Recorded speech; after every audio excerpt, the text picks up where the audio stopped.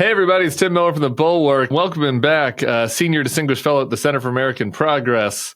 He was the ambassador to South Africa during the Obama administration. He's had a bunch of other prominent roles in the Democratic Party. It's Patrick Gaspard. How you doing, man? Hey, man. Good to be on, Tim. We're going to keep this tight because I'm pulling you away from that Knicks playoffs game. Exactly. All right, man? I got to keep this tight. Only for you and Bulwark, Tim. Thank you, man. Well, I really appreciate it. And the folks will appreciate it because if our listeners and viewers are anything like me, they're watching the scene in the Oval Office, and you're like, I know this is bullshit. I know that there's some iota of truth here, right? That there's like some, obviously there's racial conflict in South Africa. It's obviously gotten a million times better since the bad old days. But we know the president's lying. We know he's bullying this guy. But help us separate the kind of BS from the reality of what we saw today. So thank you for unpacking it that way.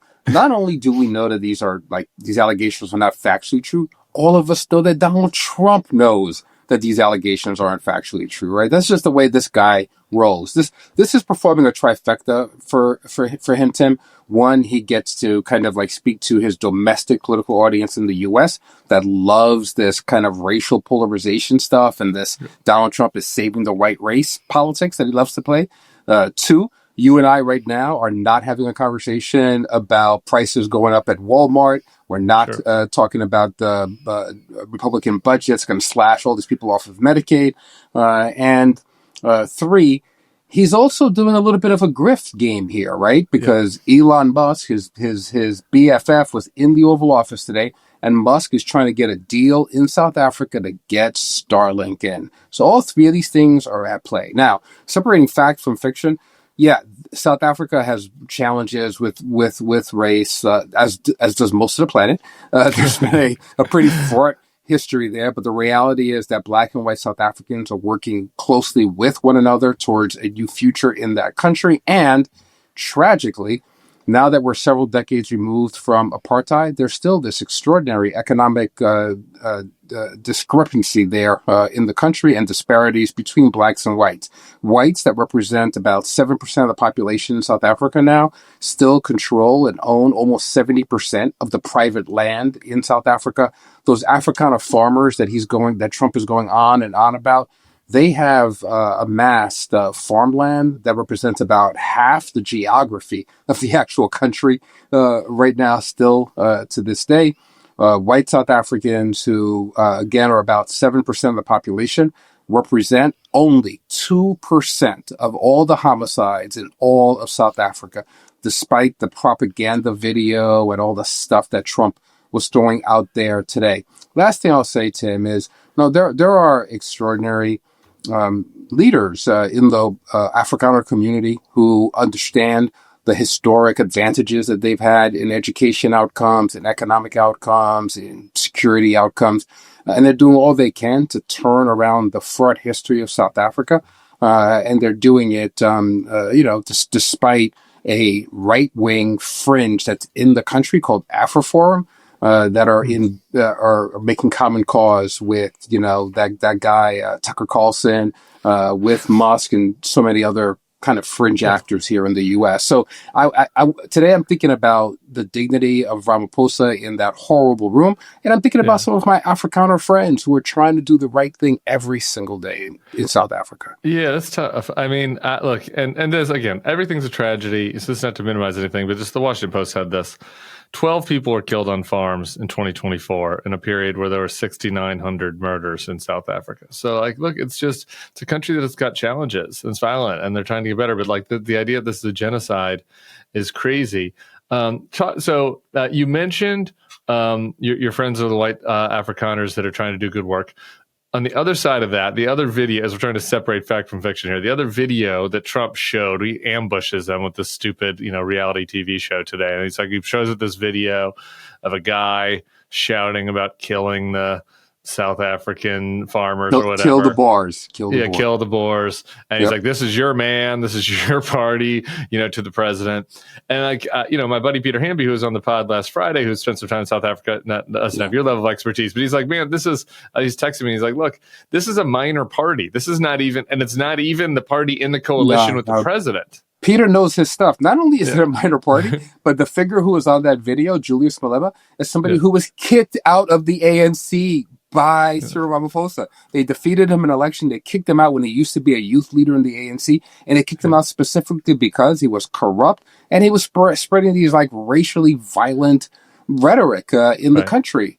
So he's the fringe of the fringe. He actually would get along really well with Donald Trump and somebody's folks. So inconsequential figure who is dangerous because of his rhetoric, but has been contained by the ANC and their partners in government. One more thing on the South African side of this, then we can rant about Trump a little more.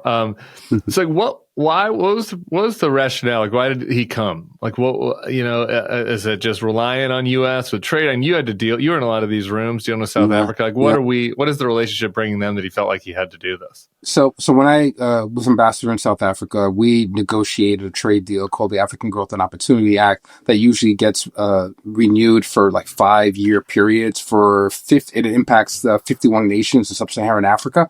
But President Obama renewed it for a decade, and then it was re-upped again and extended under Biden. It is coming to its conclusion now under Trump at the end of this year. South Africa needs to renegotiate that agreement. There are billions of dollars at stake. Some estimates are about $14 billion in trade.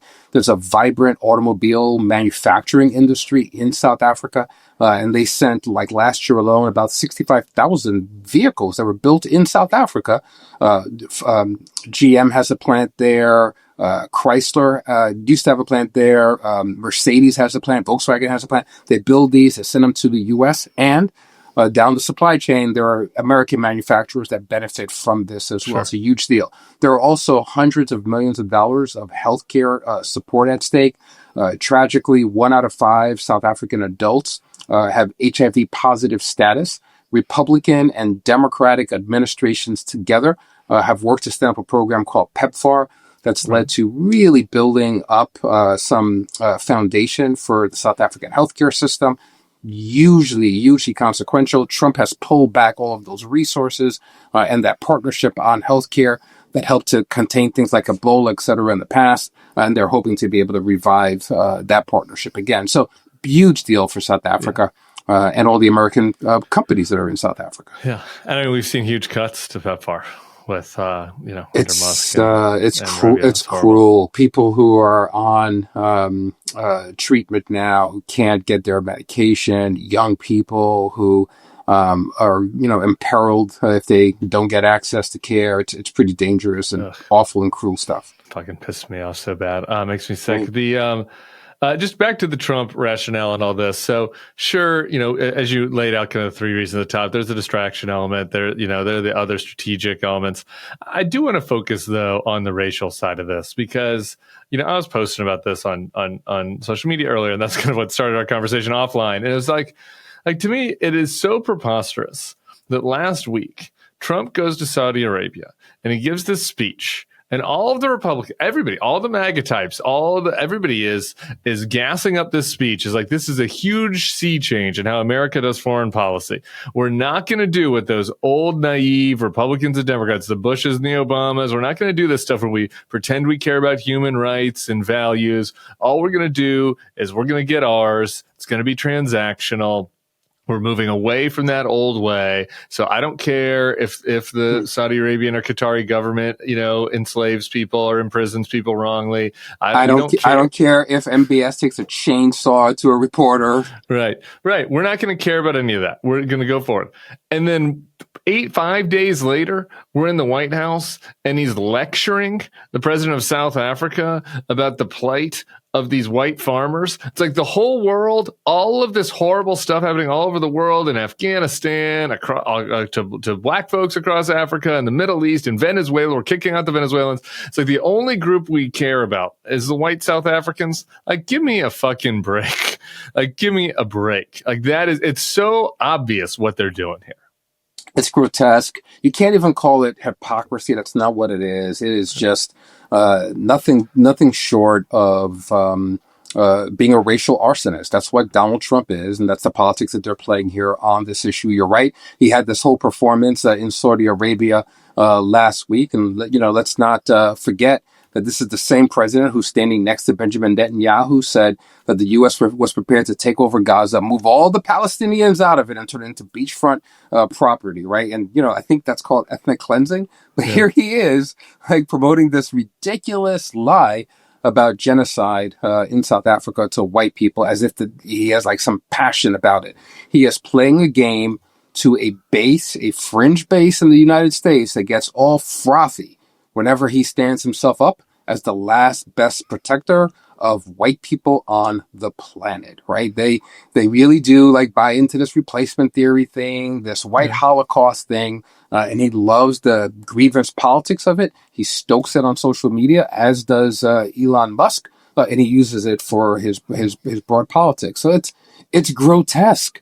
It's grotesque. Yeah. If I can, I know that you got to cut this, and no, I got to roll, baby, roll. Play it off. You're cooking. Look, when I was a young activist, when I was 19 years old and protesting against apartheid in this country, I was so inspired when I saw young Republican Congress members like Mitch McConnell. Yes, he was young once. Mitch McConnell, who stood up and overturned the veto pen of Ronald Reagan on sanctions against South Africa. Mitch McConnell said, "My president, who I love, is on the wrong side of history. We're going to do the right thing at this moment." It's astonishing to see that Republican Party, relatively short period of time later, getting on bended knee for somebody who is a racial arsonist in the White House and is using foreign policy, our soft power, our relationships, in ways that personally benefits him and stokes the worst kind of hatred and polarization and enmity across the planet. It's an astounding thing to see their complicity and their silence in the face of all of this. It's dangerous. Yeah, that's dangerous. It is maddening. We'll leave it there. We'll let you get back to the game. You said your piece. We let you cook, and all folks know this. But I appreciate you on this, man. It's important that everybody get educated, because there's just a lot of smoke and mirrors today. Yeah. There's a lot of smoke and mirrors, and even for educated people that are trying to follow this stuff, it's like tough to wade through. So I appreciate you coming on, and we'll be staying in touch, man. We'll see you soon. Thank you for using your voice on this the way you did today. Appreciate it. All right. I appreciate it, brother. Everybody subscribe to the feed. We'll see you soon.